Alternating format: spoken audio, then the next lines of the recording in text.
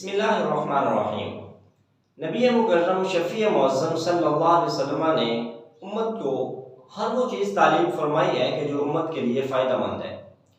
रसूल अकरम सल्लल्लाहु अलैहि वसल्लम ने उम्मत को तिब के हवाले से भी बहुत सी बातें इरशाद फरमाई हैं कि जो रहती दुनिया तक अगर अमल किया जाए तो इंसानों के लिए फ़ायदे का सबब बन सकते हैं।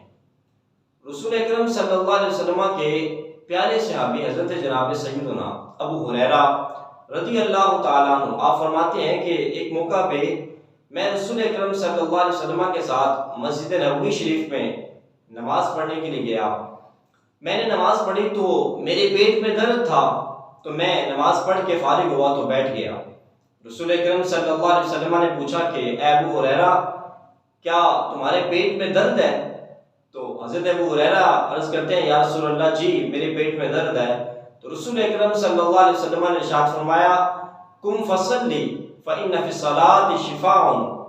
हज़रत अबू हुरैरा कहते हैं कि रसूल अकरम सल्लल्लाहु अलैहि वसल्लम ने इरशाद फरमाया, ए अबू हुरैरा उठें, आप नमाज अदा करें, नमाज में बेशक अल्लाह ताला ने शिफा रखी है।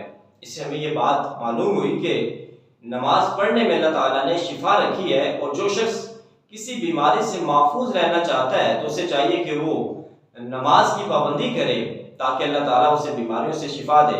इस हदीस पाक से हमें ये भी मालूम हुआ कि नमाज में अल्लाह ताला ने बहुत सी चीज़ों में शिफा रख दी है, और ख़ास तौर पे रसूल अकरम सल्लल्लाहु अलैहि वसल्लम का खुद अपना बताया हुआ ये वजीफ़ा अबू हुरैरा को है कि अगर पेट में दर्द है तो तुम नमाज पढ़ो।